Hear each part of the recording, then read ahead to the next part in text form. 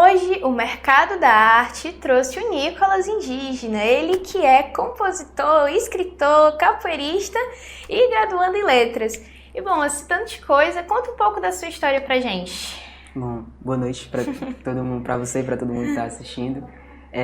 Eu me chamo Nicolas Indígena, eu com 19, eu comecei a escrever com 15, dentro do quarto da minha irmã, lá na comunidade das Quadras, que é de onde eu venho. E desde sempre eu quis fazer uma poesia mais puxada para o social, mais puxada para o lado periférico, que é a minha vivência periférica, né? Que eu venho de comunidade. Então, desde sempre eu comecei a puxar desse lado até agora, e graças a Deus as pessoas me reconhecem pelo que eu faço por conta disso e tal, e eu gosto muito do que eu faço por conta disso. Qual foi a sua maior inspiração, assim, no ramo da poesia? Minha maior inspiração para eu ter começado foi o Braulio Bessa, porque eu comecei a escrever por conta dele. Foi até uma história engraçada, porque eu tava assistindo o programa e eu gostava de assistir por conta dele, e aí eu olhava e falava assim, eu consigo fazer o que esse cara faz. Eu vou tirar um dia para eu escrever uma poesia, porque eu escrevia só histórias fictícias, né? Eu tinha um sonho de ser o grande escritor muito famoso, esse sonho nunca aconteceu, né? Mas eu ainda tenho fé de que ele vai acontecer. Mas eu via o Braulio Bessa fazendo e aí eu achava legal, aí eu tava virado, não tinha dormido, e aí eu falei, vou escrever uma poesia.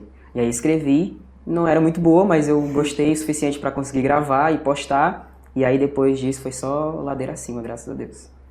Pra você, qual foi a sua virada de chave, assim, de você olhar e falar, caramba, eu sou reconhecido por ser escritor? A minha virada de chave, ela começou lá na comunidade das Quadras, na favela das Quadras, porque eu sempre fui muito tímido. A galera hoje em dia não acredita que eu seja tímido porque eu vou para muitos lugares me apresentar e tal, mas eu, quando era mais novo, eu era muito recluso. E tanto é que o primeiro vídeo que eu gravo aqui, olhando pro celular, e eu não olho pra câmera, eu fico assim, olhando assim.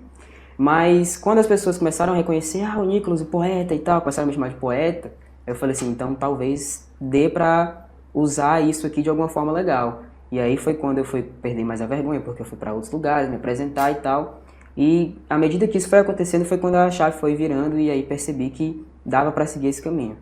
E qual foi o momento mais memorável, assim, com você na sua vida como poeta? Tem vários.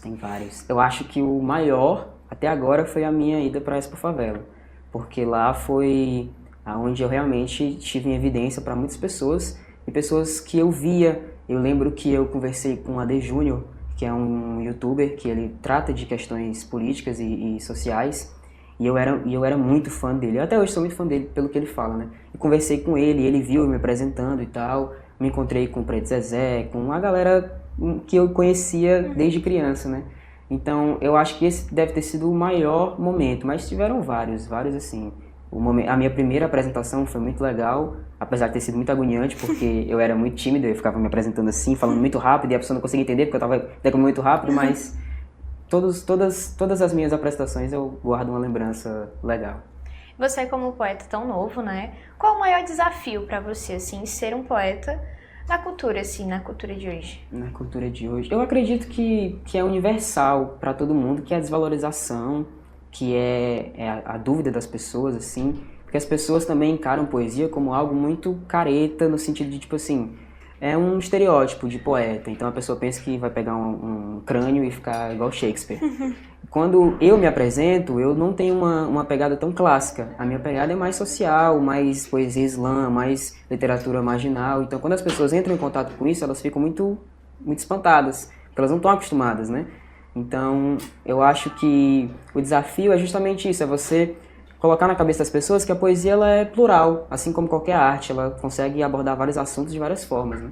Eu acho isso muito legal. Até um amigo meu, que veio aqui também, o Tomás, ele vive dizendo que eu faço poesia cantando.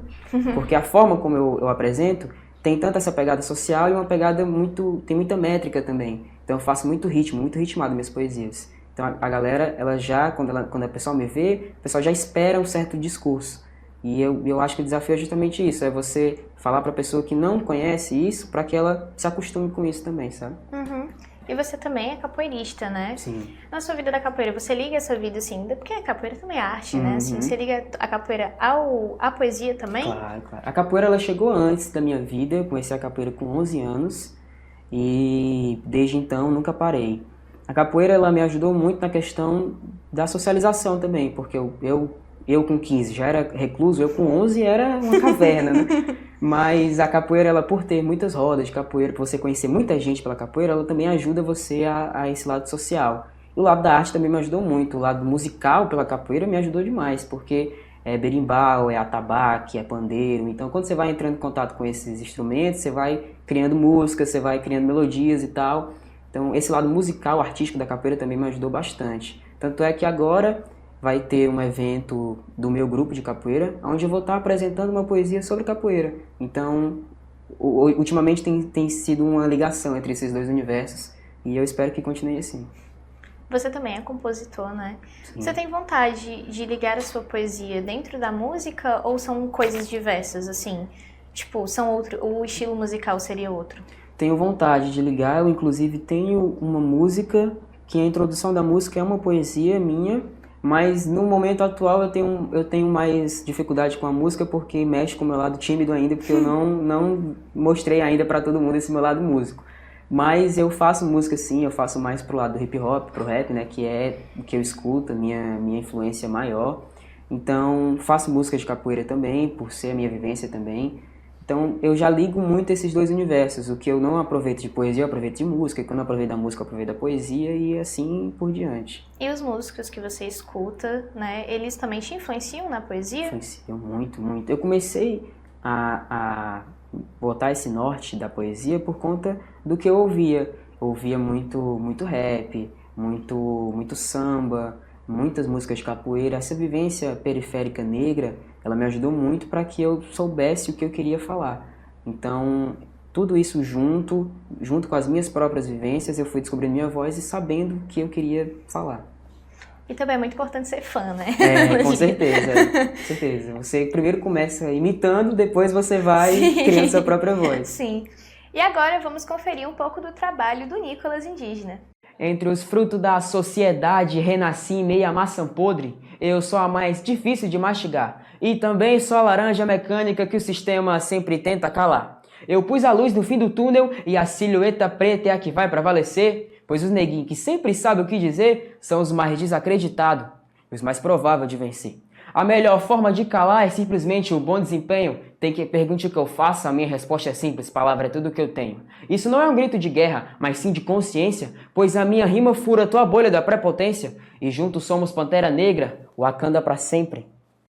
Que legal, né, gente? E Nicolas, quais são as suas expectativas futuras, tanto como compositor, tanto como poetisa? As minhas expectativas futuras, elas sempre foram as mesmas desde quando eu comecei, que é conseguir tirar um sustento do que eu faço. Graças a Deus, esse ano eu tive muitas oportunidades de monetização pelo que eu faço, de receber, e conseguir dar um sustento para quem mora comigo, principalmente minha mãe, conseguir dar um sustento a partir da minha arte, a partir do que eu faço. Minhas expectativas futuras também, eu nunca visei muito ser conhecido, mas as minhas obras serem conhecidas eu sempre quis, as minhas poesias serem conhecidas pelas pessoas. Então, desde quando eu comecei até agora, as minhas expectativas elas são essas, sempre foram essas.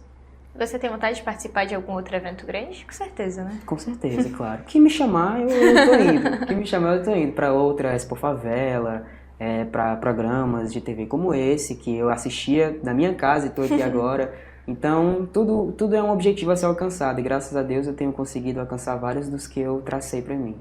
Você também disse que quer escrever livros, né? A sua intenção de escrever livros seria sobre as suas poesias? Seria um livro de poesias ou com alguma história crônica, assim?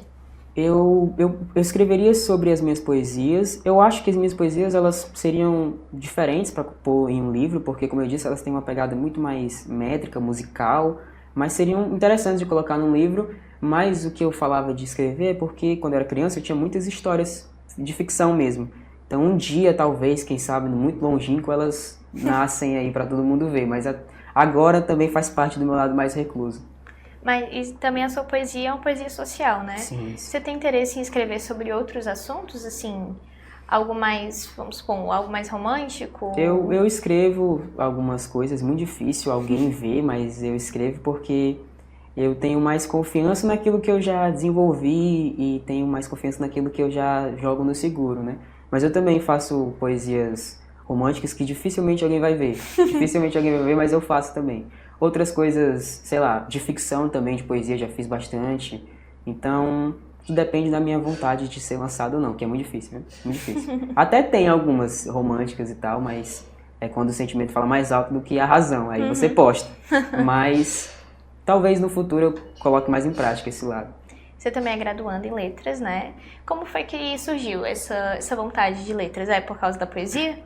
Não, na verdade, a vontade de fazer letras foi por conta da minha mãe, porque minha mãe é minha maior inspiração para tudo. Minha mãe me inspirou a eu começar a escrever, a eu começar a ter vontade de realmente me dedicar ao meu estudo.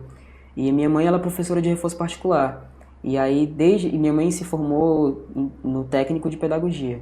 Então, eu sempre via minha mãe ensinando. E aí, eu criei esse gosto por isso. Eu, quando era mais novo, eu e minha irmã, a gente ajudava ela no reforço escolar. Quando ela pegava muitas crianças, ela botava a gente, também crianças, para ensinar as outras, né? E aí, por eu já ter esse costume, já ter visto essa vivência na minha casa, eu quis seguir esse mesmo caminho.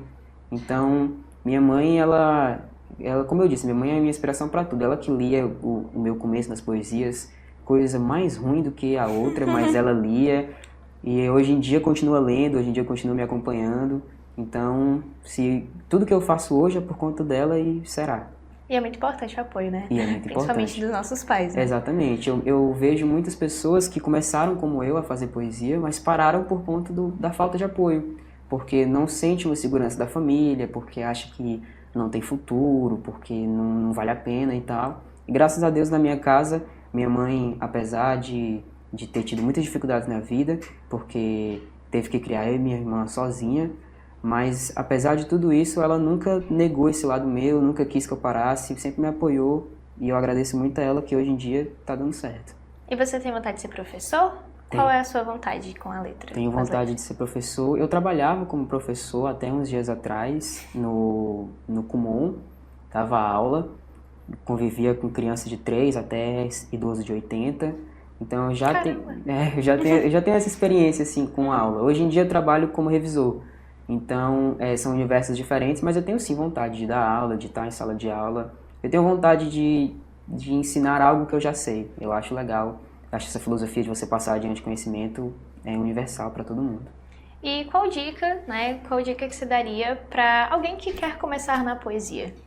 A dica que eu daria é a pessoa saber filtrar muito bem as críticas. Porque quando eu comecei, as pessoas falavam exatamente isso, que não dava futuro, que não era legal fazer, porque tinha outras coisas mais importantes para se preocupar. E um dia desses eu postei uma poesia e um cara que acompanha, um cara lá que vê meus stories, ele comentou falando que uma poesia que eu tinha feito seria muito arrogante. Ele falou que a poesia estava sendo muito arrogante, que estava sendo muito pedante que eu estava falando. Então, o que eu digo é justamente isso, é as pessoas saberem filtrar o que é a crítica da pessoa que quer que você cresça e a pessoa que vai falar independente do que aconteça. Porque quanto mais você aparece nos lugares, mais as pessoas vão falar, isso é fato. Sim. Então, o importante é você saber o que você está fazendo e saber filtrar muito bem as críticas. Porque quando eu comecei no quarto da minha irmã, muito tímido, sem referência nenhuma, imitando o Braulio Bessa. Até eu descobrir a minha voz e saber o que eu queria falar, foram muitos e muitos anos errando e aprendendo. Então, as pessoas também não têm muita paciência para conseguir trilhar um caminho. O sonho, hoje em dia, ele é muito, muito imediativo. As pessoas querem muito rápido as coisas e, infelizmente, ou felizmente, isso não acontece, né? Então, a dica que eu daria era essa, saber filtrar e paciência. Paciência move montanhas. E principalmente não desistir. E não desistir, Não desistir. Principalmente isso. Olha, Nicolas, queria agradecer a sua presença no Mercado da Arte, viu? Foi ótimo o nosso bate-papo. E que eu possa ver muitas poesias suas por aí. Com certeza. Tomara que eu veja bastante. Muito obrigada. Eu que agradeço.